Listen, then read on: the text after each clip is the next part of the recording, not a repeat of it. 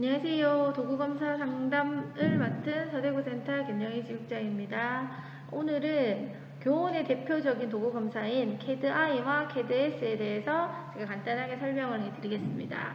먼저 CAD-I부터 설명을 해드릴 건데요. 영유아에 있어서 가장 중요한 거는 시기와 균형 발달 두 가지가 되겠죠. 이 스캔머 성장 곡선은 너무 많이들 보셔서 잘 알고들 계시죠. 그만큼 많이 봤다는 거는 그만큼 중요하다는 얘기거든요. 자, 여기 결정적 시기를 보시면 보통 0에서 만 6세까지 뇌가 90%가 발달을 하게 되잖아요. 근데 대부분의 밖에서 만나는 고객들은 한 만 6세쯤 아니면 빠르면 만 4세쯤 되면 이제 뭔가 좀 해줄까 하고 생각을 하잖아요. 근데 그때는 이미 뇌가 80%, 60% 이상 발달된 상태에서 저희들을 만나게 되는 거예요. 자, 그리고 정부에서도 만 6세 친구들이 내가까지가 90%가 발달하는 거를 저희보다 더 잘 알고 있겠죠. 그래서 그 친구들한테 정부에서 뭐를 해주죠? 양육수당이라 그래서 10만 원을 정부에서 주잖아요. 근데 보통 그 돈을 저희는 어디에 사용을 해요?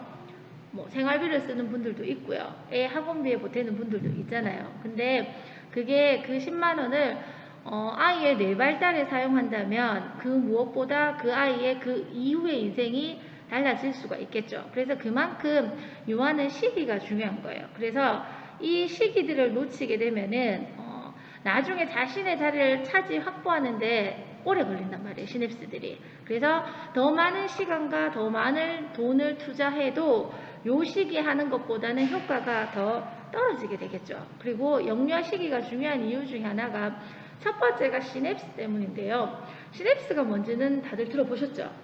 자, 왜 우리 고등학교 때도 들어봤고 학교 다닐 때부터 시냅스에 대해서 많이 들어도 보셨잖아요. 여기에 표를 보면 출생 시의 시냅스랑 그 다음에 학습 민간기인 6세, 그 다음에 14세 가지치기가 완성되는 요 세 개를 시냅스 그림을 보면요. 출생 시에는 시냅스 밀도가 빈약해요. 근데 저는 요거를 맨 처음 봤을 때, 그러니까 제가 이런 교육을 안 받았을 때, 제일 처음 봤을 때 궁금했던 게 14세랑 6세의 시냅스를 보고 제가 되게 놀랐어요. 14세는 시냅스를 보면은 오히려 6세보다 훨씬 더 엉성해요. 6세는 시냅스가 훨씬 더 과잉 연결이 되어 있고요. 그래서 저는 이게 되게 궁금했었거든요. 왜 이렇게 됐을까요? 경험을 해도 6세보다는 14세가 더 많이 했을 텐데 왜 14세 친구가 6세 친구보다 이 시냅스가 엉성할까? 그걸 보니까 보통 아이들은 만 4세가 되면 가지치기를 시작하게 돼요. 그러니까 뇌는 효율성을 위해서 필요하지 않은 쪽에 정보는 이제 잘라내는 거예요. 그게 이제 가지치기인 거예요. 그래서 만 4세부터 가지치기를 시작해서 만 14세가 되면은 가지치기가 이제 완성이 되는 거예요. 그래서 6세하고 14세를 보면은 그동안 사용하지 않았던 쪽에는, 그러니까 언어는 자극을 많이 줬어. 근데 수나 다른 영역에는 자극을 적게 주면은 수나 다른 영역에는 뇌가 효율성을 위해서 잘라내버리는 거예요. 그래서 6세하고 14세를 비교하면은 14세가 훨씬 더 시냅스가 엉성하게 되어 있다는 것을 알 수 있죠. 이게 이제 가지치기가 완성됐다는 거죠. 그리고 두 번째 유아 시기가 중요한 이유는 미엘린 때문인데요. 미엘린은 정보를 빠르게 전달하는데 필요한 물질이 미엘린이라고 생각하시면 되거든요. 자, 그러면 지금은 솔직히 유아 때는 이 미엘린이 크게 필요하다고 느껴지지가 않아요. 어디에 쓰는지도 잘 모르고요. 근데 초등 3학년 이후 넘어가고 시간이 지날수록 아이들은 학습할 양이 많아지게 되잖아요. 그렇게 되면은 정보가 더 많이 들어오게 되죠. 그럼 그 많이 들어온 정보를 어떻게 빨리 내 걸로 만드냐가 관계가 있는 게 이 미엘린이란 거예요. 그러니까 쉽게 설명해서 우리 아이 뇌가 2차선의 뇌냐 8차선 도로의 뇌냐고 생각을 하시면 돼요. 2차선 도로는 차량이 조금만 많아지면은 밀리게 되죠. 근데 8차선의 도로는 그래도 차량이 어느 정도는 많아져도 잘 빠지게 나가야 되잖아요. 그냥 교통체증이 덜 하잖아요. 그거랑 똑같은 거예요. 우리 아이 뇌가 2차선 도로의 뇌냐 8차선 도로의 뇌가 되는 게 이 유아 시기 때 결정하게 된 거예요. 그러면 우리 아이 뇌는 어느 도로로 만들고 싶으세요? 8차선의 도로일 거잖아요, 다들. 그래서 이때 그 시기가 중요한 게 요게 형성되는 게 유아식이고요. 그러면 미엘린은 어떻게 하면 발달이 하는가? 그거는 하나의 주제를 가지고 계속 확장을 해주면 돼요. 그럼 지금 이 미엘린을 확장시키는 교육 방법 중에 하나가 누리과정의 연계해서 수업하는 거예요. 누리과정이 한 영역을 가지고 5가지 영역을 한 가지 주제를 가지고 5가지 영역을 골고루 확장을 해주잖아요. 그게 미엘린 발달을 촉진시켜주는 한 가지 방법이라고 생각하시면 돼요. 그리고 두 번째는 유아 시기가 중요한 이유가 이 균형 발달이에요. 만약에 균형 발달이 이루어지지 않으면은 한 가지 물건에 집착을 한다거나 혹은 또래보다는 말이 늦는 현상이 나타나고요. 이게 심각해지면 ADH나 틱장애나 발달장애까지 영향을 미쳐요. 자, 이 그림을 잘 보시면 아시겠지만 균형 발달이라는 거는 한 영역만 발달시켜주는 게 아니잖아요. 언어는 언어대로, 인지는 인지 영역대로, 신체는 신체대로, 정서는 정서대로 모든 게 골고루 발달이 되어야 되는 거잖아요. 그리고 뇌도 자내, 우뇌가 균형 발달이 되어줘야 되고요.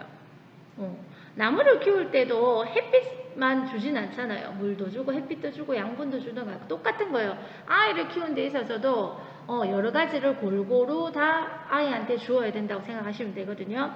근데 이 균형 발달을 하는 거에 첫 번째가 우리가 뭐예요? 어린이집 가면 맨 처음에 균형 발달 하잖아요. 표준 교육과정에서.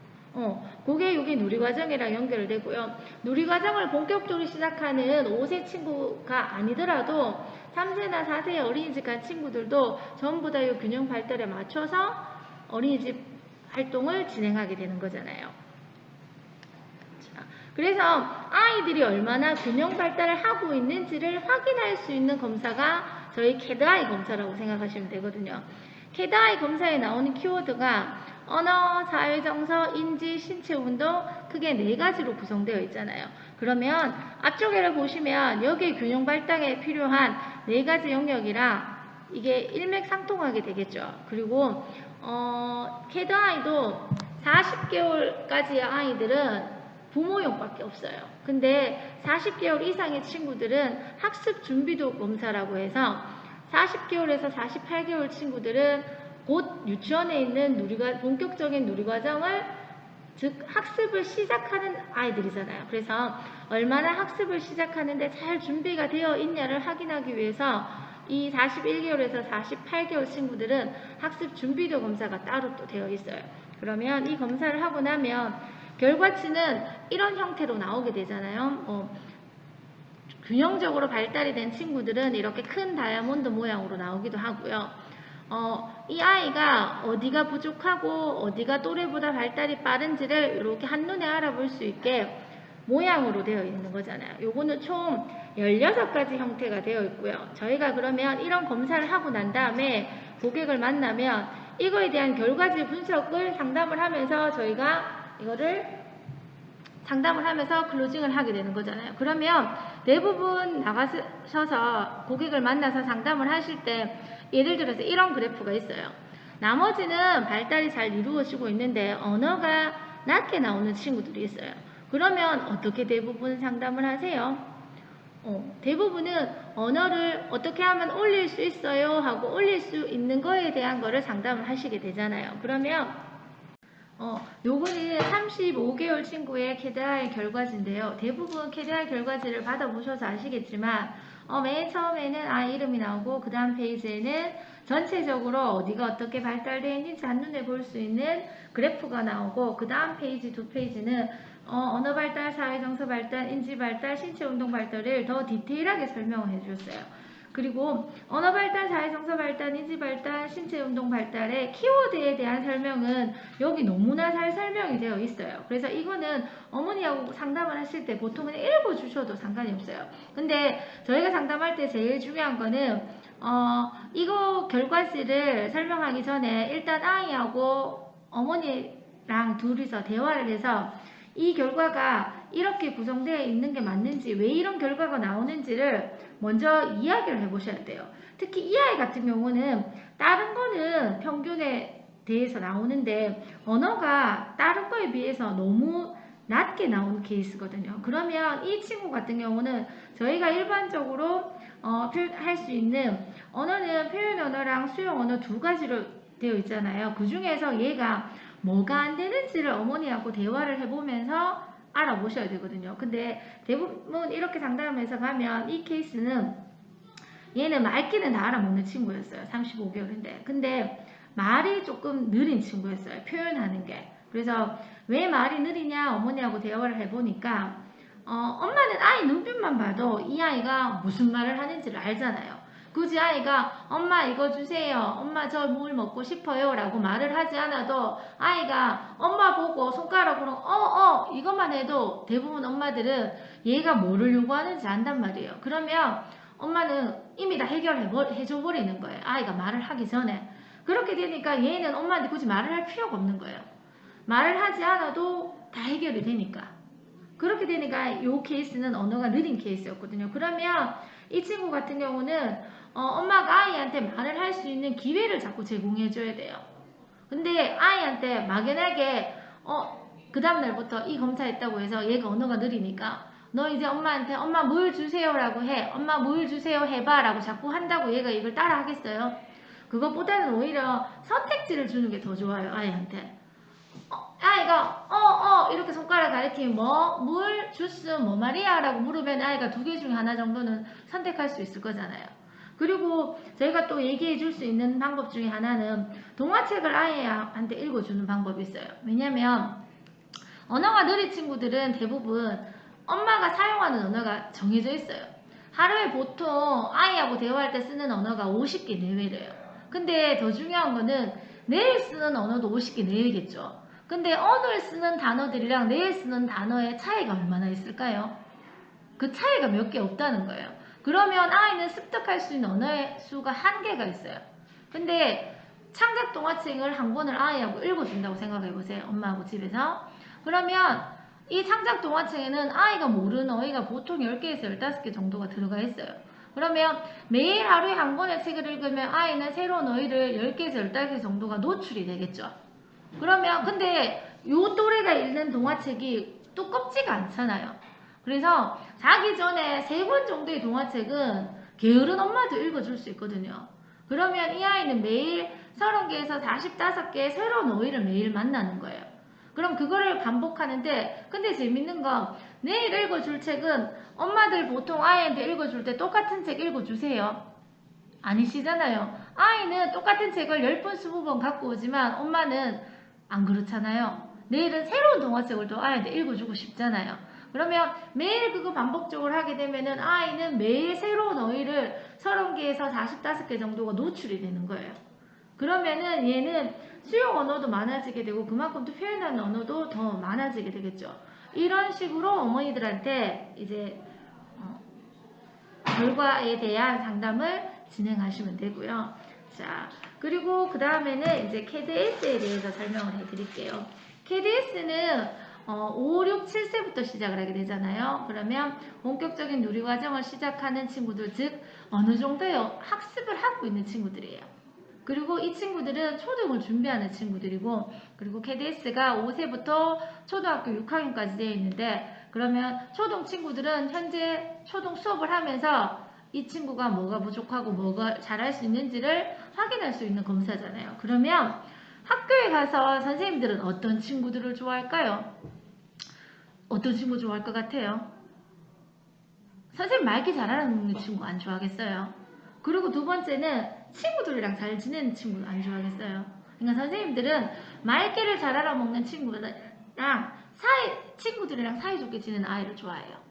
그러면은 다르게 이야기하면 말귀를 알아먹는 친구는 이해력이 있는 친구예요. 그리고 친구들이랑 사이 좋은 친구들은 아이들과 잘 지내는 친구들은 다른 사람의 마음을 잘 이해하는 친구들이에요. 그러니까 제가 이런 상황에서는 저럴 수도 있겠구나. 아, 그래, 그럴 수도 있네. 이게 이해가 되니까 트러블이 안 생기는 거예요. 근데 도저히 그 상황이 이해가 안 돼. 그러면 트러블이 생길 수가 있겠죠. 그러면 이거는 반대로 말해서 이해심이 있는 친구예요. 그래서 선생님은 이해력이 있는 친구랑 이해심 있는 친구, 즉 말귀도 잘 알아먹고 친구들하고 사이좋게 잘 지내는 아이들을 선생님들 좋아하게 돼요.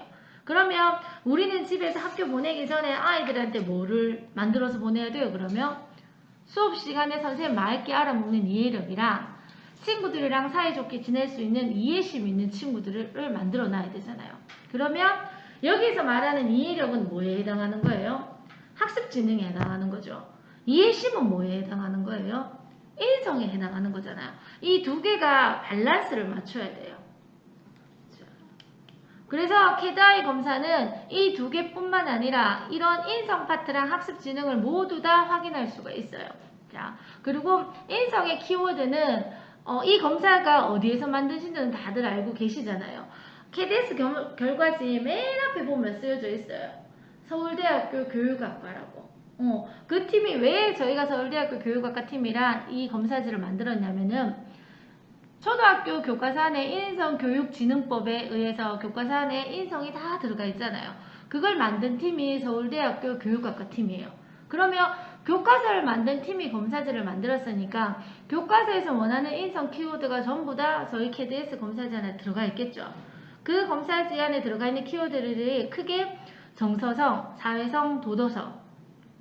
정서성은 아이 자신, 그 다음에 사회성은 타인과, 그 다음에 도덕성은 공동체에서 아이들이 필요한 덕목들을 넣어놓은 게 이 검사라고 생각하시면 돼요. 자, 그래서 KDS의 지능 파트랑 그 다음 인성 파트의 키워드를 좀 더 자세하게 들어가 보면요. 지능 파트에 있어서는 언어, 논리수와 공간지가 크게 세 가지 키워드에 대해서 보고요. 그 다음에 인성 파트에 있어서는 정서성, 도덕성, 사회성 이렇게 세 가지에서 검사를 한 다음에 이거를 종합평가를 하게 돼 있어요. 그리고 뒤에 흥미 관심도 그래서 아이가 어디에 관심이 있는지 자 대부분 유아들은 흥미 관심도를 검사를 하면 본인들이 좋아하는 거에다가 난 이거 관심 있어요 체크를 해요. 근데 초등학년 고학년으로 올라갈수록 흥미 관심도는 내가 잘하는 거에 대해 체크를 해요. 왜냐면 잘하는 게 내가 관심이 있는 거니까요. 자, 그래서 검사를 해서 검사지를 보면 인성 파트 검사지, 지능 파트 검사지가 있잖아요. 요거는 유아용이거든요. 자, 유아용은 인성 파트는 엄마가 하고 지능 파트랑 흥미 관심도는 아이가 하게 되고요. 그 다음에 초등 검사지는 인성이랑 지능, 학습 흥미도를 모두가 아이 스스로 체크하게 되어 있어요. 자, 유아는 지능 파트를 초등처럼 글로 막 적어 놓으면 검사하고 싶겠어요? 안 하고 싶겠어요? 일단 검사지 보는 순간에 거부감이 들어서 하기 싫어하게 되겠죠. 그래서 유아들은 그림이나 사진을 가지고 체크하는 형태로 되어 있고요. 초등은 글과 그림이 섞여 있는 형태로 되어 있어요. 자, 그래서 인성, 학습, 흥미, 관심도 세 가지 검사한 거를 종합 분석한 결과표가 이렇게 되겠죠. 결과지가. 그래서 여기 맨 첫 번째 페이지에 보면 응답 신뢰도가 나와 있어요.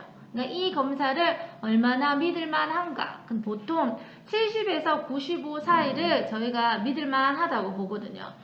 간혹 초등 같은 경우는 이 응답 신뢰도가 100에 나오는 친구들도 있어요. 그럼 이 친구는 검사 다시 해봐야 돼요.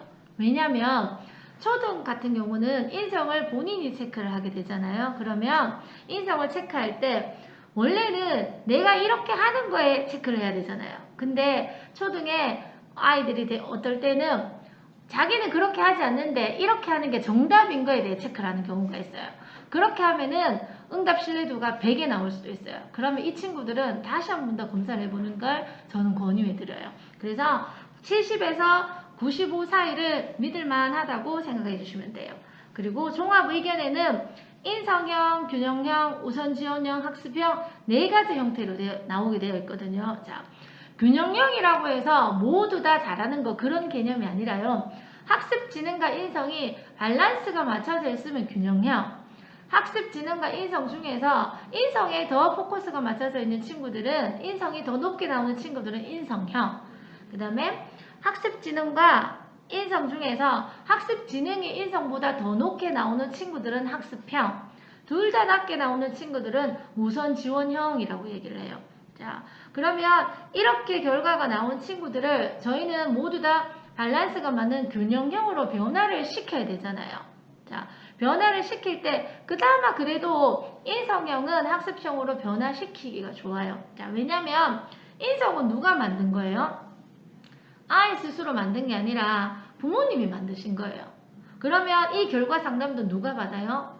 엄마나 아빠 부모님이 받잖아요. 그럼 결과 상담을 하고 나면 우리 상품을 뭔가 클로징해서 우리 상품을 활용하더라도 그건 결국은 부모님이 어떻게 활용하나 따라서 아이의 학습 지능이 달라지기 때문에 오히려 인성형의 친구들이 학습형의 친구들보다는 변화, 균형력에 가까워지기가 훨씬 더 쉬워요.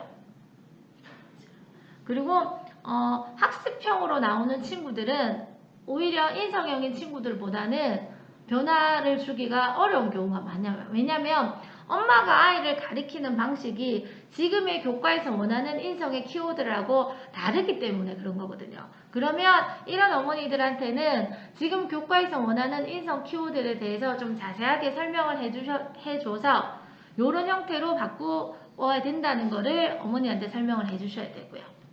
KDS 검사는 한 번으로 끝나는 게 아니잖아요. 그러면 처음에 검사를 하고 그 결과에 대한 거에 대해서 저희가 어머니 이렇게 바꿨으면 좋겠어요 라고 말씀을 드리고 난 다음에 6개월 뒤에 꼭 다시 검사를 해보세요. 그러면 비포 애프터인 거잖아요. 저희 상품이 들어갔을 때랑 안 들어갔을 때의 차이점. 그래서 6개월 뒤에 다시 성장 검사를 하면은 여기 하늘색 그림이 막대 그래프랑 파란색 막대 그래프가 있잖아요. 그러면 파란색이 그 이후에 검사한 거. 그래서 꼭 요 두 개를 비교해 보시라는 거. 그리고 이 검사라고 한다면 또 6개월 뒤에 또 검사를 할 수가 있거든요. 그러면 1차, 3차는 검사지 유형이 똑같고요.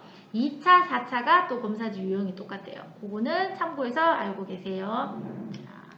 그러면 저희가 대부분 KDS 검사를 하고 난 다음에 결론이 더 짜라면 어머니들한테 저희가 맞춤 큐레이션을 제공하게 되잖아요. 그리고 추천 상품이랑 플랜을 제공하잖아요. 자, 그러면 대부분 어머니들은 아이가 아플 때 약국을 가요? 병원을 가요? 병원 가지 않나요? 근데 그러면 왜 병원을 가냐고 여쭤보세요, 어머니들한테. 그러면 병원 의사가 약사보다는 더 전문성이 있어서 병원을 가는 거잖아요. 자, 그러면 이 결과를 하고 난 다음에 저희는 어머니나 주변의 친구분들, 카드라 통신보다는 저희가 더 전문성이 있는 사람들이잖아요. 그쵸? 그러면 어머니들은 누구 말을 들어야 될까요? 전문가의 말을 들어야 되는데 카드라 통신의 말을 듣는 경우도 있단 말이에요. 그래서 그거가 아니라는 것을 어머니들한테 저희가 하는 KDS 검사는 1인 맞춤형 처방을 내려주는 거잖아요. 그래, 그거에 대해서 이 검사에 대한 확신을 가지고 꼭 설명을 해주셨으면 좋겠어요. 그리고 영상을 하나를 보고 이제 마치도록 하겠습니다. 자기 혼자 공부하는 거. 근데 태블릿으로 공부를 하기 시작하면 데이터가 떨어지기 시작해요. 그러면 많은 학생들이 공부하고 있다면 평균 대비 내가 어떤지, 문제 푸는 속도가 어떤지, 어떤 유형의 문제를 많이 틀리고 있는지에 대해서 누군가가 그 데이터를 보고 나의 상태를 진단해 줄 수 있어요. 어차피 하루는 24시간으로 모든 사람에게 똑같거든요. 그러면 내가 가장 필요한 부분에 시간을 쓰는 게 맞는데 아이 스스로 만약에 그걸 모른다면 누가 그거를 알려주면 되게 좋겠죠. 알려주려면 데이터가 있어야지 알려줄 수가 있는 거죠. 그래서 이제 학생은 두 가지로 나눠져요. 옛날에는 공부 잘하는 학생, 못하는 학생, 착한 학생, 나쁜 학생 이렇게 여러 가지가 있겠지만 지금의 시대에는 데이터를 남기는 학생과 그렇지 않은 학생이 있어요. 데이터를 많이 남기면 더 많은 진단을 받을 수가 있어요. 뭐랑 비슷해요? 건강검진이랑 비슷해요. 그렇죠? 그래서 지금 교육은 어떻게 하면 그 학생이 남기는 데이터를 분석해서 이 학생이 부족한 게 무엇인지, 앞으로는 어떤 유형의 문제를 풀어야 되는지, 그게 분석하는 기술들이 많이 발전을 하고 있다고 보시면 될 것 같습니다. 어떻게 되는 거죠? 아이들에게는 되게 어떻게 보면 불편한 세상이야. 왜? 옛날에 엄마 나 100점이야 이 말만 하면 끝이에요. 근데 어떻게 100점을 맞았는지 프로세스가 드러나기 시작해요. 즉 그동안 우리가 덮어두었던 얘가 70점이면 왜 70점인지를 알아야 되는 거잖아요. 그 왜에 대한 비밀이 하나씩 풀리는 시대가 오고 있는 거죠. 얘가 특히 이런 유형의 문제를 많이 풀리고 있고 동년배에 비해서 어느 정도 확률로 더 많이 틀리고 있고 이런 데이터들을 우리가 이제 확인을 할 수가 있고 그러면 훨씬 더 과학적으로 공부를 할 수가 있게 되는 그런 시대가 되는 겁니다. 그래서 AI와 교육은 여기까지 도구검사 상담 예비지구장 교육 마치도록 하겠습니다. 혹시 더 궁금하신 거 있으시면 연락 주시면 돼요. 감사합니다.